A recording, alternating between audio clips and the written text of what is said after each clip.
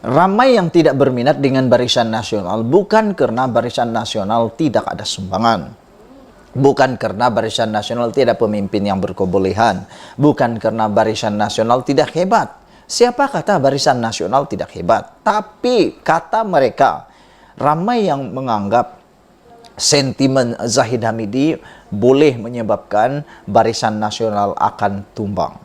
Karena kata mereka, ada yang menyebarkan kata-kata ini. Mereka kata kalau undi Barisan Nasional bermaksud mau mengundi Zahid menjadi Perdana Menteri.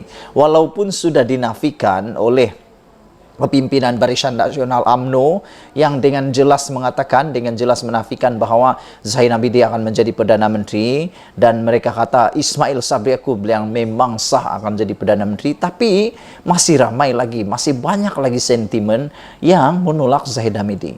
Ramai yang betul-betul tidak suka dengan Zahid Hamidi kalau dia jadi Perdana Menteri. Jadi ramai kata mereka tak nak mengundi Barisan Nasional kerana mereka takut Zahid Hamidi akan menjadi Perdana Menteri. Mereka takut Zahid Hamidi akan sekali lagi memimpin gerakan mau jadi Perdana Menteri. Itulah yang mereka risau. Kalaupun tidak berjaya, kan kita dah kata ini akan menjadi serangan. Ini akan menjadi bahan untuk menjatuhkan Barisan Nasional. Sehingga kan semalam Khairi Jamaluddin dengan terang-terangan mengakui bahwa Barisan Nasional sudah sesat. Ataupun bukan Barisan Nasional, UMNO menurut Khairi Jamaluddin, parti yang sudah sesat, kata Khairi. Beliau kata UMNO perlu kembali ke pangkal jalan. Khairi juga secara berani dan terang-terangan, secara terbuka mendedahkan bahwa ada segelintir pemimpin UMNO yang tidak disukai oleh masyarakat. Aku rasa walaupun Khairi tidak menyebut nama-nama tertentu, tapi aku rasa dia sedang merujuk kepada kluster mahkamah. Dia sedang merujuk kepada kluster mahkamah yang selama ini memang dibenci oleh masyarakat kerana mereka kata perlu selesaikan dulu kes itu sebelum nak meneruskan perjuangan politik mereka. Jadi ada kebenaran. Kawan yang kata itu, mereka kata mereka risau kalau Zahid akan jadi Perdana Menteri. Sebab mereka sudah buktikan, kata mereka sudah buktikan bahwa boleh berlaku. Posto Boy dan Menteri Besar Johor yang dijanjikan ialah Hasni. Pada PRN Johor yang lepas sudah jadi ada duluan. Yang akhirnya Posto Boy itu hanya jadi Posto Boy dan janji mau menjadikan dia menjadi Menteri Besar Johor tidak kesampaian. Akhirnya yang jadi Hafiz On. Hafiz On lah yang jadi Menteri Besar di Johor. Jadi mereka mula kata, kalau di Johor boleh berlaku, apakan pula di Parlimen, kata mereka. Nanti macam-macamlah alasan. Macam-macamlah alasan akan menjadi jawapan kenapa berlaku perubahan Perdana Menteri, kata mereka. Jadi kalau ada yang cakap kena pilihan raya dulu baru tahu Perdana Menteri siapa, itu sebenarnya agak sudah terlambat. Perlu diingatkan bahwa Parlimen dengan PRN tidak sama. Dalam pilihan raya negeri, yang ditentukan itu adalah pentadbiran negeri. Dia bukan melibatkan persekutuan.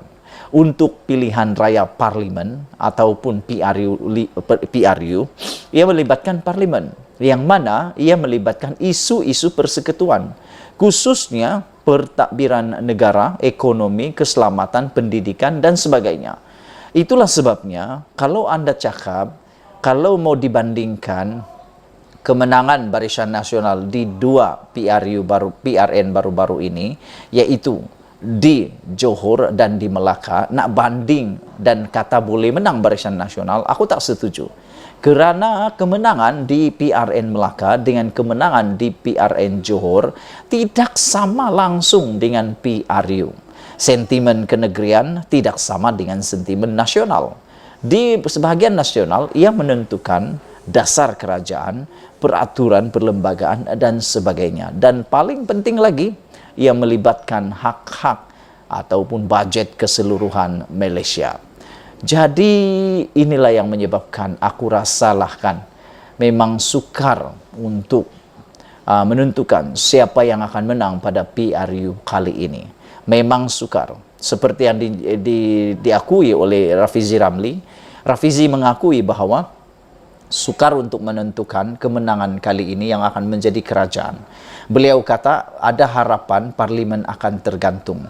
Rafizi mengakui mungkin akan ada gabungan parti politik jajaran baru selepas PRU, dan mungkin akan ada yang menganggap DAP adalah Melayu karena mahu mendapatkan sokongan daripada DAP. Itu pendedahan Rafizi Ramli. Bercakap tentang pendedahan Rafizi Ramli, Rafizi sudah berjanji esok hari Isnin beliau akan mendedahkan perkara baru yang lebih dahsyat dan luar biasa. Beliau kata itu perkara baru, bukan lagi tentang LCS, kapal LCS maupun 1MDB dan sebagainya. Beliau akan dedahkan yang melibatkan Perikatan Nasional dan Barisan Nasional. Kita tunggu nanti esok apa ceritanya. Sebelum kita berpisah, jangan lupa tinggalkan komen Anda, tekan butang subscribe. Malaysia kita punya, kita juga sama-sama cintai Malaysiaku. Bye-bye. Aku nak dedahkan satu keputusan yang memang menggemparkan seluruh Malaysia, dan aku rasa ini boleh membuatkan Zahid tak tidur nyenyak malam ini, dan harap-harapnya tidaklah sampai pula pening kepala. Dan orang kata meroyan, taklah, aku harap-harap tidaklah seperti itu.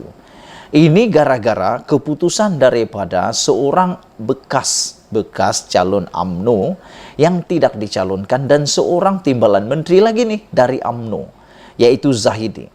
Bayangkan seorang bekas menteri daripada UMNO membuat kenyataan secara terbuka dan memang menyakitkan hati Zahid Hamidi apabila beliau dengan begitu berani dan terbuka, dengan lantang dan terbuka mengatakan Barisan Nasional akan kalah di Perlis. Wow, ini memang menarik.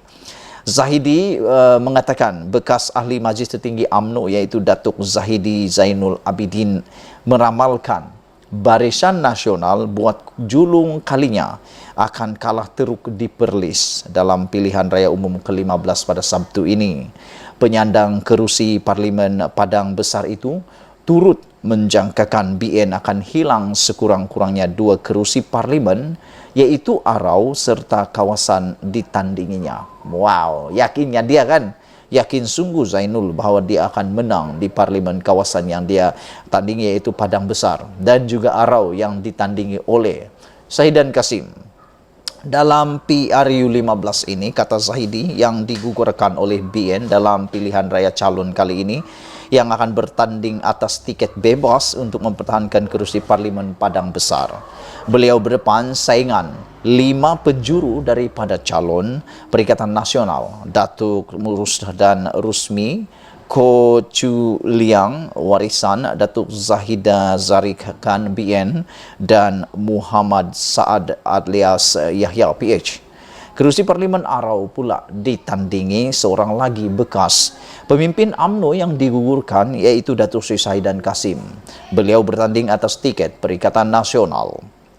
Mengulas lanjut, Zahidi berkata ramalan beliau dibuat hasil kajian dan situasi semasa sokongan yang semakin menurun terhadap BN setelah parti itu menggugurkan calon boleh menang.